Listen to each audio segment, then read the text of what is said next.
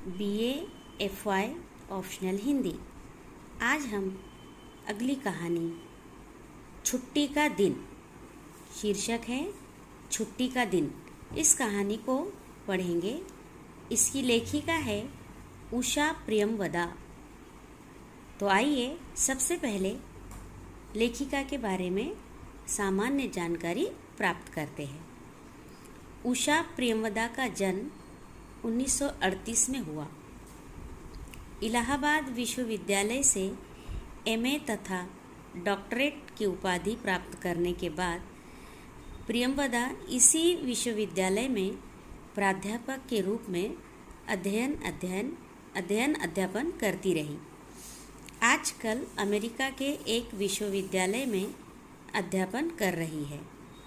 उषा प्रियमवदा मुख्यतः कथाकार ही रही है। 55 खंबे, लाल दीवारें, रुकोगी नहीं राधिका, शेष यात्रा, अंतर्वंशी आदि उपन्यास तथा जिंदगी और गुलाब के फूल, कितना बड़ा झूठ, कोई एक दूसरा, उनकी प्रिय कहानियाँ आदि संकलित है। तो आइए हम प्रत्यक्ष छुट्टी का दिन इस कहानी को आरंभ करेंगे।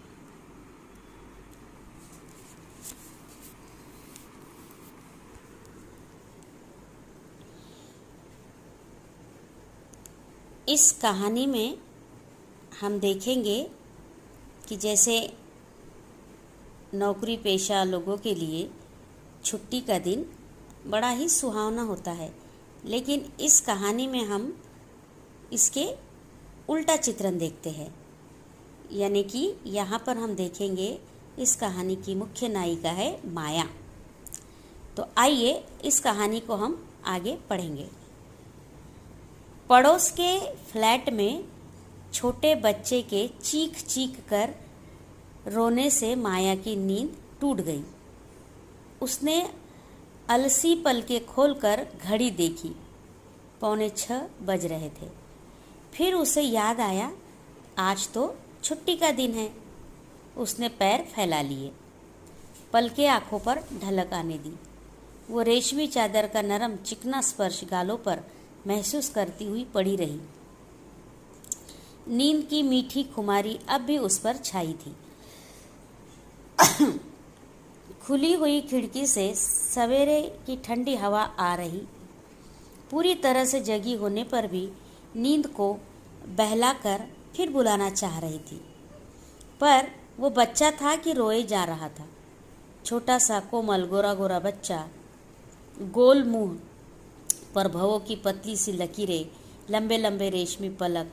जब क्रोधित होकर रोता था तो गोल गोल आंसू गालों पर आ फिसलते थे और सारा काजल अपने साथ बहा ले जाते थे। तो पहले पैराग्राफ में हमने क्या देखा कि माया जो कि सुबह सुबह जाग गई है, लेकिन कैसे जागी है? क्योंकि वो पास के फ्लैट में एक बच्चे के रोने की आवाज़ आ रही थी, उससे उसकी नींद टूट गई। और उसने देखा था घड़ी में कि 5:45 बज रहे हैं, और फिर उसे याद आया अचानक कि अरे आज तो छुट्टी का दिन है। इसलिए वो और आराम से थोड़ी देर सोना चाहती थी, लेकिन उस बच्चे की आवाज़ ने उसे सोने नहीं दिया। छुट्टी का दिन माया के लिए पहाड़ सा होता था। सप्ताह भर जो काम टालती आती थी कि उन्हें ख़त्म करके भी इतना समय बच जाता था कि खीज उठती थी। और जब भाई बहनों के साथ घर पर रहती तो समझ भी नहीं पाती थी कि इतवार कब आया और कैसे पंख लगाकर उड़ गया। अर्थात आप समझ ही गए होंगे कि यहाँ पर माया जो है वो छुट्टी के दिन खुश नहीं रहती थी, बल्कि उदास रहती थी। क्यों? क्योंकि वो यहाँ पर अपने परिवार से दूर अकेले रहती थी, और इसीलिए उसे ये छुट्टी का दिन पहाड़ सा लगता था। और जो काम वो सप्ताह भर टालते आती थी कि उन्हें ख़त्म करके भी उसे इतवार का दिन बहुत बोझिल लगता था। लेकिन यही इतवार या छुट्टी का दिन जब वो अपने भाई बहनों के साथ घर पर रहती थी तो समझ में भी नहीं आता था कि यह इतवार का कब आया और कैसे पंख लगाकर उड़ गया। रोज की तरह आज भी चैती दरवाजे पर धक्के देने लगी। तकिए में मुंह गड़ाकर माया ने अनसुनी करने की चेष्टा की, पर लगातार धक्कों के साथ चैती ने बीबी जी की पुकार लगानी शुरू कर दी। तो माया ने ठंडी सांस ली। चादर हटाकर आंखें मूंदे ही मूंदे उसने टटोल कर पैर स्लीपरों में डाले और दरवाजे की तरफ बढ़ी। अभ्यस्त उंगलियों ने चटकनी गिरा दी और सवेरे सवेरे चैती का मुंह न दिख जाए इसलिए वापस मुड़कर अपने बिस्तर पर आ गिरी। उसका मन चैती को भरपूर डांट लगाने को हो रहा था, पर पलकों पर अभी भारीपन था, इसलिए वह चुप ही रही। चैती ने पहले नल खोलकर बर्तन उसके नीचे डाल दिए और खुरखुर करती हुई झाड़ू लगाने लगी। हमने आगे क्या देखा कि सुबह सुबह ही उसकी चैती नाम की नौकरानी आ गई, लेकिन माया को बिल्कुल नहीं अच्छा लग रहा था कि आज उसे कोई डिस्टर्ब करे, लेकिन फिर भी वो अनमने ढंग से दरवाज़ा खोलती है और वापस बिस्तर पर जाकर गिर जाती है। आगे कहानी किस तरह से बढ़ रही हम देखेंगे।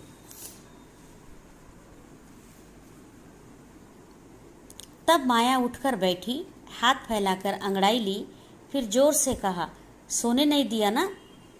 क्यों चैती? धोती का पल्ला कमर में खोसे, झाड़ू हाथ में लिए पर्दा हटाकर चैती ने दर्शन दिए, कहा, सोती काहे नहीं? और पर्दे के पीछे गायब हो गई। माया उठकर खिड़की के पास आई। इधर उधर के फ्लैट में हलचल हो रही थी।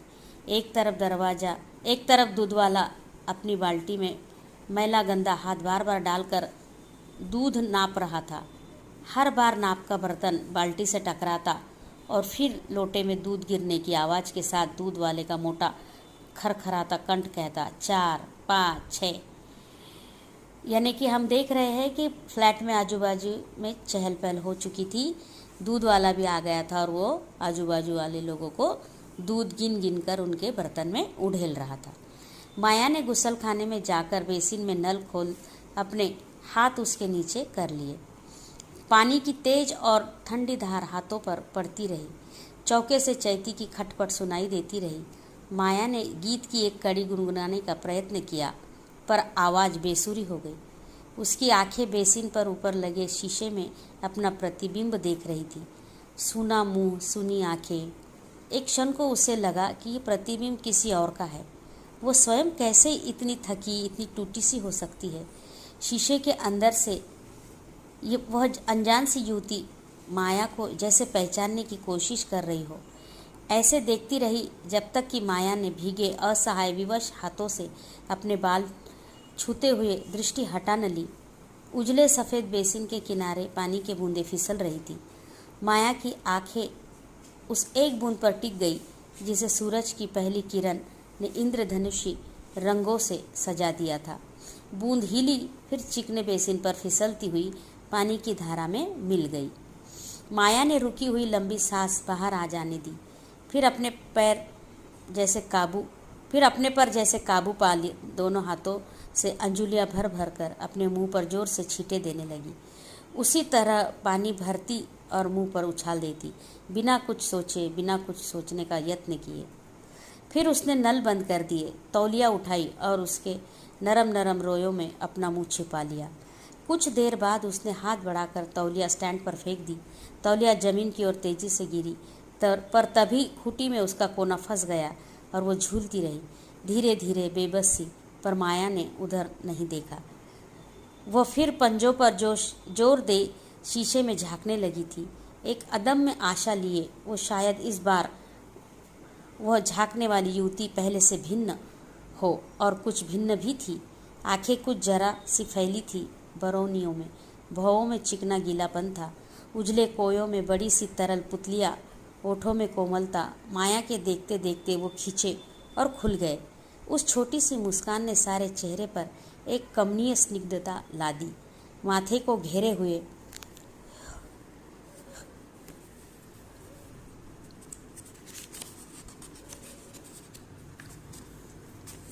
जो बालों की लटें थी उसमें कुछ बूंदें उलझी थी।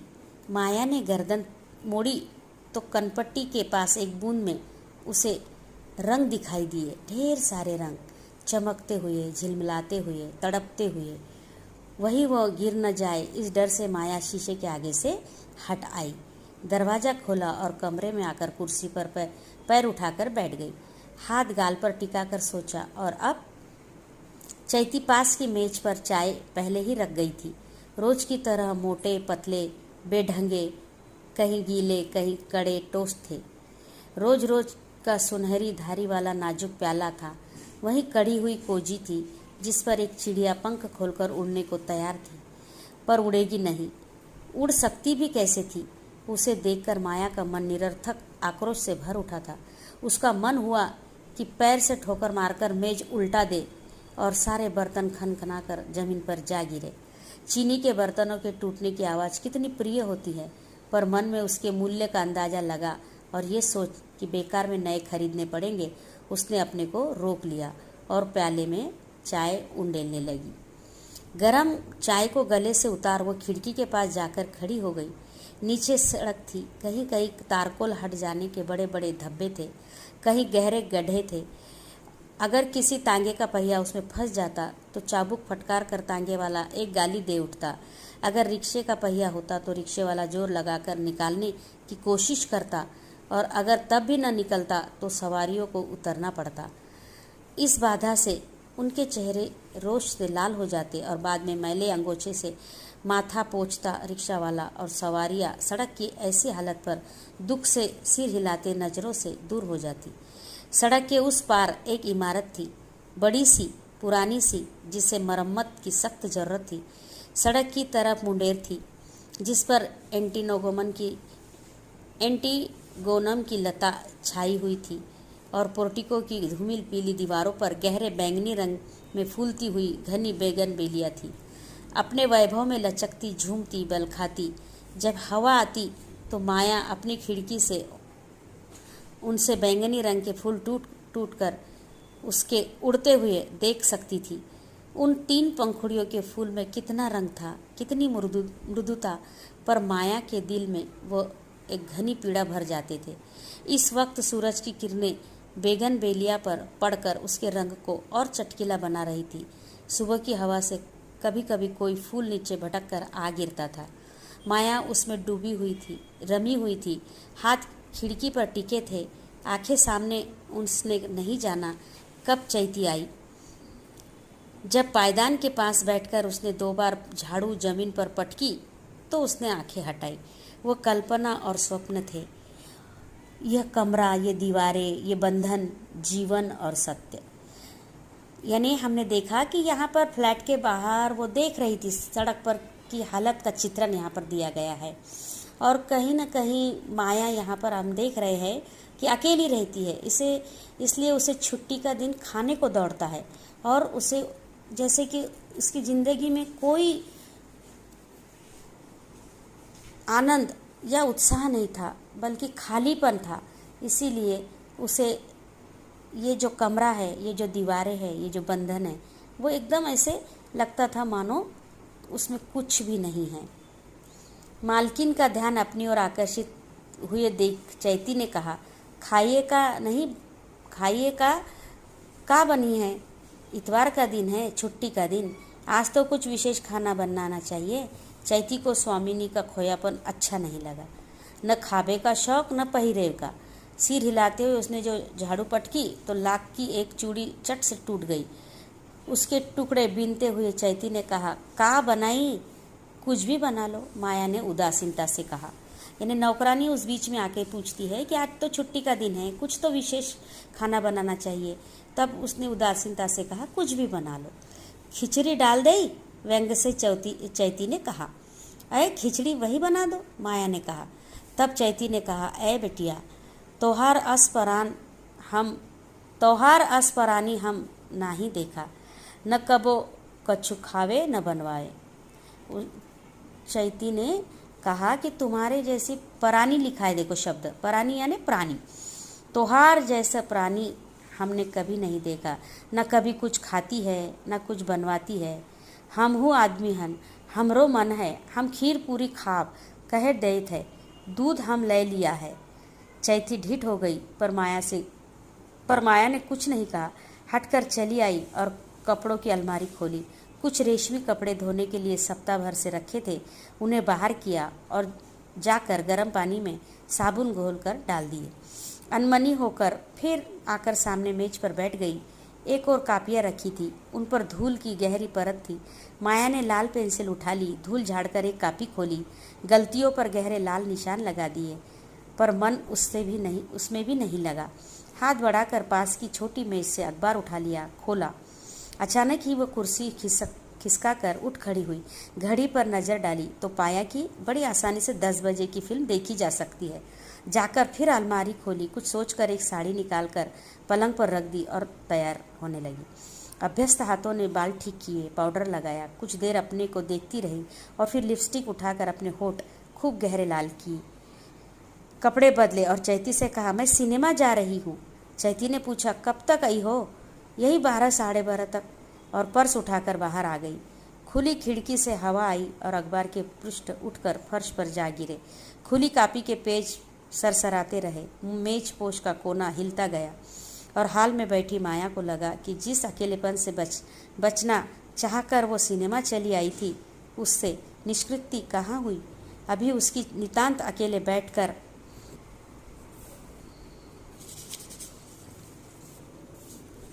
सिनेमा देखने की आदत नहीं हुई थी। कुछ विचित्र और अटपटा सा लग रहा था। इंटरवेल में उसने एक उड़ती सी नज़र से इधर उधर देखा तो पाया कि कॉलेज की संस्कृत टीचर मिसेज भारद्वाज भी कुछ दूरी पर बैठी है। उन्होंने भी माया को देखा और हाथ हिलाकर पास बुलाया। माया को उनका साहचर्य विशेष प्रिय न था, पर वह सोचकर कि एक से भले दो, उठकर उनके पास चली गई। अकेली ही हो? प्रश्न हुआ। मिसेस भारद्वाज की तीव्र दृष्टि माया पर थी। जी, आज तो तुम पहचानी ही नहीं जा रही हो, कुछ व्यंग्य से मिसेज भारद्वाज ने कहा। यानी कि आज छुट्टी का दिन है और वो घर में बहुत बोर और उदासी से जैसा छाया हुआ था वातावरण, और उसको दूर करने के लिए उसने पेपर खोलकर देखा और एकदम उसने तय किया कि आज वो सिनेमा जाएगी, और वो आ भी गई और बड़ी तैयार बन संवर कर वो पिक्चर देखने चली आई थी। और वहीं पर उसके कॉलेज की एक संस्कृत टीचर मिसेस भारद्वाज से उसकी मुलाकात होती है और वैसे ही व्यंग से कहती है कि आज तो तुम पहचानने भी नहीं आ रही हो। उत्तर में माया ने मुस्कुरा भर दिया। तभी एक वयस्क से सज्जन उसकी ओर देखते हुए पास आ गए।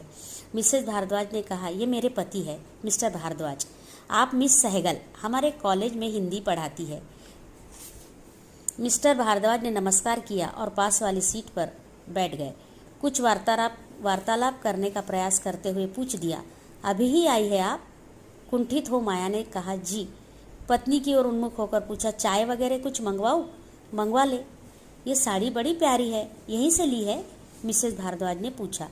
मदर ने भेजी है। आपका घर यहाँ नहीं है? मिस्टर भारद्वाज को जैसे कुछ बात करने का विषय मिला। जी नहीं। और फिर कहा, लखनऊ में है? वहाँ से आप यहाँ आई इस छोटे शहर में? माया की मुस्कान अनजाने में ही विषादपूर्ण हो गई। कहा, यहाँ आसानी से नौकरी मिल गई।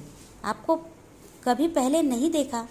पति को धीरे धीरे खुलते देख मिसेस भारद्वाज ने कुछ चेतावनी के स्वर में कहा, यह नहीं आई है इसी साल। बेरा के चाय ले आने से व्यवधान पड़ा। माया ने अभी एक घुट ही चाय पी थी कि हाल की रोशनी बुझ गई। उसने उठने का उपक्रम करने पर मिसेज भारद्वाज ने बाह पर हाथ रखकर रोकते हुए कहा, यही बैठी रहो ना। माया फिर बैठ गई, पर उसका मन हो रहा था कि वह मिस्टर और मिसेस भारद्वाज के बीच की सीट से उठ इधर मिसेस भारद्वाज के पास बैठ जाए, पर यूँ उठ जाना अभद्रता होती। मिस्टर भारद्वाज शालीनता से बैठे रहे। कहीं भूल से भी उनकी कोहनी या कंधा माया से नहीं छुआ, पर कुछ हंसी की बात पर उनका जोर से खुलकर हंसना माया को खटक जाता था। आखिर ऐसा ठहाका कि हाल गूंज जाए। लगाने की क्या जरूरत? बीच में माया ने अपने को झिड़का भी कि इस जरा सी बात पर वो बेकार ही मन क्यों कुड़ रही है। फिल्म अधिक लंबी न थी। जब समाप्त हुई तो माया ने मानसिक यातना से छुटकारा पाया। मतलब घर में की बोरियत उदासीनता से छुटकारा पाने के लिए वो पिक्चर में आई। लेकिन पिक्चर में भी उसको कोई इंटरेस्ट नहीं आया या वहाँ पे भी उसे कोई आनंद प्राप्त नहीं हुआ। और यहाँ पर भी जब पिक्चर समाप्त हुई तो माया ने मानसिक यातना से छुटकारा पाया। शिष्टता के साथ जितनी जल्दी उसने उनसे छुट्टी ले सकती थी लेकर माया अलग हुई, पर अभी उसका मन घर जाने को न हुआ। सड़क के किनारे खड़े होकर कुछ देर सोचा और क्या किया जाए। ध्यान आया कि रिश्ते के एक भाई यहीं कहीं आसपास रहते हैं और माया के न आने का कई बार उलाहना दे चुके हैं। उनके घर आधा घंटा बिता आया जाए। पर्स में एक स्लिप पर उनका पता लिखा था, उसे ढूंढकर निकाला। घर उनका आसानी से मिल गया। बांसों को बांधकर एक घेरा सा बना दिया गया था। कुछ सूखे सूखे टमाटर के पेड़ और कुछ गेंदे फल रहे थे। माया ने दरवाजे पर थपकी दी। कुछ देर में एक महिला अंदर से झांकी, अंदाज से सोचकर कि यही भाभी होगी। माया ने नमस्कार कहा। चंदन भाई साहब है? मैं माया हूँ। भाभी उत्तर में मुस्कुराई और दरवाज़ा खोलते हुए कहा, आइए। कमरे में एक गंदी सी निवाड़ का पलंग था। पास ही चारपाई थी जिस पर बिस्तर बिछा था। एक गीली सी गद्दी भी थी और सिरहाने छोटे बच्चे के कुछ कपड़े। बैठिए। माया पलंग की पट्टी पर बैठ गई। भाभी की धोती मैली थी और उसमें से घी की तेज महक आ रही थी। आपने मुझे पहचाना न होगा, चंदन भाई साहब की चाची है ना, वो मेरी बुआ लगती है। संबंध जानकर भाभी ने कहा, वो बांदे वाली साजी की आप भतीजी है, इन्होंने जिक्र तो किया था। कहाँ है भाई साहब? माया ने पूछा। आज इतवार है, घूमने चले गए हैं, उत्तर मिला। कब तक लौटेंगे? फिर यह देख कि वो अभी खड़ी ही है, माया ने कहा, आप भी तो बैठिए। चूल्हे पर तरकारी चढ़ी है। और उसका ध्यान आते ही भाभी बोली, अभी 2 मिनट में आई, कहकर कमरे से चली गई। माया उसी तरह पट्टी पर बैठी निरुद्देश्य इधर उधर देखती रही। कमरे के बाद बरामदा था और उसी के निकट शायद चौका, क्योंकि कढ़ाई में कलछी चलने की आवाज़ साफ सुनाई दे रही थी।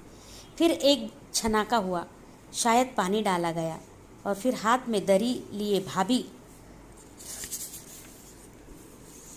आई और कहा, उठिए, इसे बिछा दूँ तो आराम से बैठिए। दरी बिछाते हुए कहा, आज तो आपकी छुट्टी होगी, इतवार है। जी, आपको तो खूब अच्छा लगता होगा। प्रश्न सुन माया कुछ देर चुप रही, फिर कहा, जी हाँ, लगता तो है। वैसे तो कॉलेज का ही काम रहता है, कभी कभी इधर उधर चले गए, सिनेमा वगैरह। अब सिनेमा से ही आ रही थी, सोचा कि मिलते चले। बड़ी हसरत से भाभी ने कहा, अकेले रहने में तो ये है, जो मन आया कर लिया। शादी से पहले मुझे सिनेमा देखने का बड़ा चाव था। मेरे एक चाचा गेट कीपर थे, सब मुफ्त में देखते थे, पर अब तो 1.5 साल हो से कोई सिनेमा नहीं देखा। मुन्ना छोटा है, घर में कोई है नहीं, छोड़े भी किस पर। कौन सी फिल्म देखी आपने? माया ने फिल्म का नाम बताया। अंग्रेजी की थी। भाभी बड़ी सच्चाई से बोली, भाई हमें तो कुछ समझ में नहीं आती, 2-1 बार गए भी, पल्ले कुछ नहीं पड़ा। फिर रुककर भाभी ने पूछा, आप तो शायद बीए होंगी? जी नहीं, एमए, आहिस्ता से माया ने कहा। भाभी ने एक लंबी सांस ली, कुछ कहने को मुंह खोला, फिर रुक गई। बात बदल कर कहा, खाना परस लाऊं आपके लिए? जी नहीं, नौकरानी ने बनाकर रखा होगा, अब मुझे चलना चाहिए। कुछ देर तो रुकिए। भाभी के स्वर में कुछ विशेष आग्रह नहीं था। माया जैसे एकदम उकता गई, उठती हुई बोली, अब चलूँ भाभी जी, कभी हमारी तरफ भी आइए, कहूँगी उनसे, लाना न लाना उनके हाथ है। भाभी ने जल्दी से हाथ जोड़ दिए। बाहर निकलते हुए माया को लगा कि वो बेकार ही यहाँ आई। भाभी को शायद काफ़ी काम हो, पहुंचकर बाधा दी। घड़ी पर नज़र डाली, 12:15 बज रहे थे। कुछ भूख भी लगाई थी। बांस का फाटक खोलकर बड़ी ही थी कि चंदन से भेंट हो गई। अरे वाह माया, किधर जा रही हो? पकड़े जाने पर माया ने रुक कर कहा, घर जा रही हूँ। आई थी आप मिले नहीं। अब तो मिल गया, चलो अंदर। अपनी भाभी से मिली? जी भाई साहब, अभी माफ़ी चाहती हूँ, फिर आऊँगी। पर वो नहीं माने और बेतकल्लुफ़ी से उसका हाथ पकड़ लिया और कहा, नहीं, बिना खाना खाए नहीं जा सकोगी। माया ने हाथ छुड़ाने का प्रयत्न किया, पर चंदन हाथ पकड़े पकड़े ही अंदर ले गए और जोर से पुकार कर कहा, सुनो, एक मेहमान आए हैं। भाभी चौके से बाहर आई और देखा, फिर कहा, मैंने तो पहले ही रुकने को कहा था। फिर माया के मुख की ओर देखकर बोली, हाथ तो छोड़ दो बेचारी का।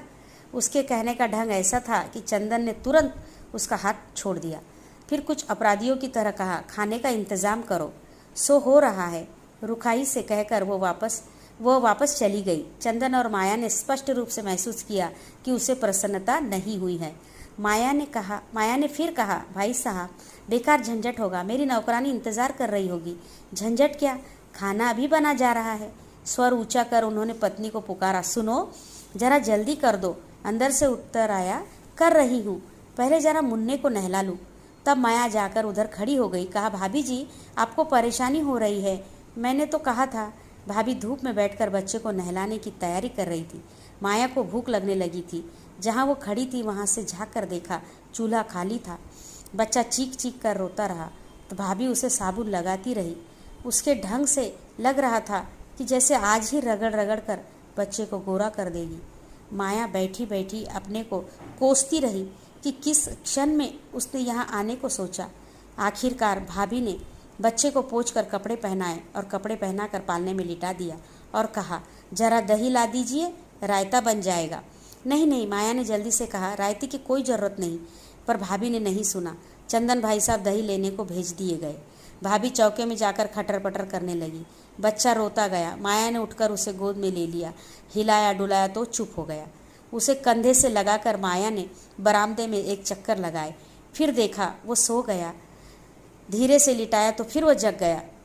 उसके चीखने से पहले ही माया ने उसे फिर कंधे से लगा लिया और उस टहलने लगी। घूमते घूमते उसके पैर थक गए, कंधा दुखने लगा, पर भाई साहब दही लेकर नहीं लौटे। भाभी रोटी बनाने का सारा आयोजन कर चूल्हे के पास चुपचाप बैठी। माया से कहा, देखा, जहाँ जाते हैं वही के हो रहते हैं।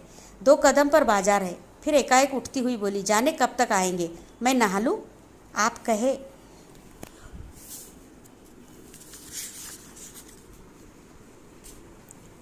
तो आपको खाना परस दूँ? भाई साहब को आने दीजिए, माया ने कहा। भाभी उठकर अंदर गई। गुसलखाना बंद किया ही था कि भाई साहब आ गए। प्रश्न भरी दृष्टि से इधर उधर देखा। माया ने अपने आप ही कह दिया, नहाने गई है। नहाने गई है? ये नहाने का टाइम है? इनके सब काम उल्टे हैं। कहकर दही उन्होंने रख दिया और बाहर से कुंडी खड़काई। भाभी चुप रही। माया ने बच्चे को पालने पर लिटा दिया। इस बार वो सोता ही रहा। वो थकी थी और भाई साहब झुंझलाए। दो एक बात कर दोनों चुप हो गए और प्रतीक्षा करते रहे कि कब भाभी निकले। भाभी साफ सुथरी धोती पहनकर बाहर आई, माथे पर बिंदी लगाई, मांग से सिंदूर छुआया। बिना किसी जल्दी के धीरे धीरे चौके में आकर बैठ गई। रायता बनाया, चूल्हा फूका। फिर उसने पूछा, कहाँ खाएंगे? चटाई बिछा ले, वो रखी है कोने में। माया ने चटाई बिछा ली, सैंडल उतार डाले, हाथ धोकर चौके में गई और थालियाँ उठाकर बाहर ले आई। दाल एकदम ठंडी और पतली थी। रायते में काफ़ी ज़्यादा नमक। माया को बरबस चैथी की बनाई नरम नरम पूरियाँ और मेवे की खीर की याद आ गई। खाने के बाद कुछ देर वो और बैठी। जब भाभी स्वयं भी खा चुकी तब वो विदा लेकर आई। चैती शायद इंतज़ार करते करते थक कर चली गई थी। माया ने अपने पास की दूसरी चाबी से ताला खोला। घड़ी की सुइयाँ 3 पार कर चुकी थी। कमरे की छाह में मधुर शीतलता थी। माया ने सैंडल उतार दिए, पर्स कुर्सी पर डाल दिया और चौके की तरफ गई। खाना सब ढका रखा था। पूरियाँ, सूखी मटर, दम आलू तथा गाढ़ी मेवे की खीर। लगता था कि चैती ने भी नहीं खाया था। कुपित हो भूखी ही घर चली गई। माया वहाँ से गुसल खाने में गई। उसकी आंखें जल रही थी। सोचा कि ठंडे पानी से धो ले। तब उसकी दृष्टि पड़ी उन कपड़ों पर जिन्हें गर्म पानी और साबुन में डुबोकर वो बिल्कुल भूल गई थी। उसने झपट कर कपड़े अलग अलग उठा लिए। एक ब्लाउज का पीला और हरा रंग निकलकर दूसरे ब्लाउजों और सफ़ेद सिल्क की साड़ी में लग गया था। दोष अपना ही था, फिर भी न जाने क्यों उसे रोना आ गया। रेशमी ब्लाउज के कच्चे निकल आने जाने पर नहीं, बल्कि अपनी जिंदगी के पैटर्न पर, उसके खोखलेपन और सहारहीनता पर। किस लिए वो घर बार छोड़कर इतनी दूर आकर पड़ी है? किस लिए वो सुबह से शाम तक कॉलेज में मगजपच्ची करती थी? इसलिए कि ज़िंदगी के दिन एक एक करके गुजरते जाए और हर गुजरा हुआ दिन उसके जीवन का खालीपन और भी गहरा करता जाए। और एक दिन वो सोचे कि इस जीवन में उसने क्या पाया, तो पता चले कि वो एक लंबे अनंत मरुस्थल की तरह था। माया ने ब्लाउज फिर उन्हीं कपड़ों में डाल दिया और आकर औंधी पलंग पर पड़ गई। जब वह जगी तो कमरे में अंधेरा था। धूप न जाने कब की खिड़की की राह चली गई। घड़ी की सुइयां अंधेरे में चमक रही थी। रोते रोते सो जाने से उसका सिर बुरी तरह से दर्द कर रहा था। इतवार की शाम को चैती नहीं आती थी। माया ने उठकर पानी पिया और कमरे में बत्ती जला दी। मेज के पास आकर कुर्सी पर बैठ गई। मेज पर कापी खुली पड़ी थी। लाल पेंसिल के निशान चमक रहे थे। माया बहुत देर तक बैठी बैठी खिड़की से बाहर देखती रही।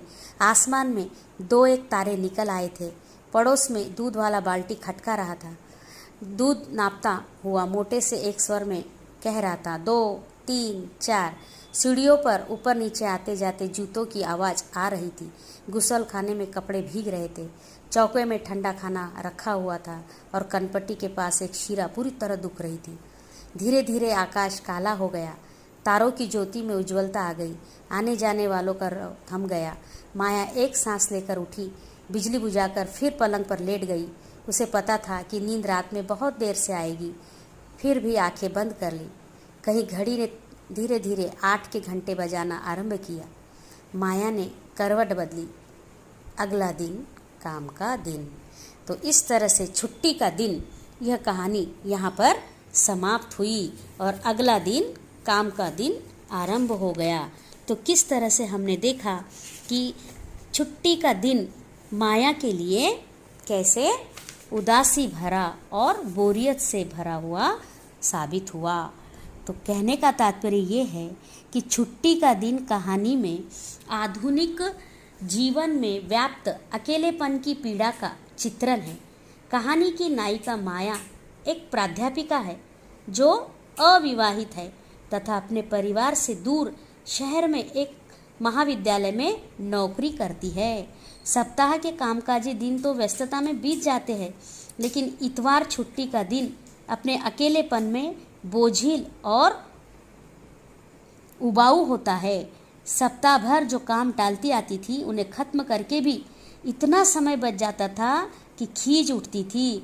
और जब भाई बहन के साथ घर पर रहती थी तो समझ भी नहीं पाती थी कि इतवार कब आया और कैसे पंख लगाकर उड़ गया।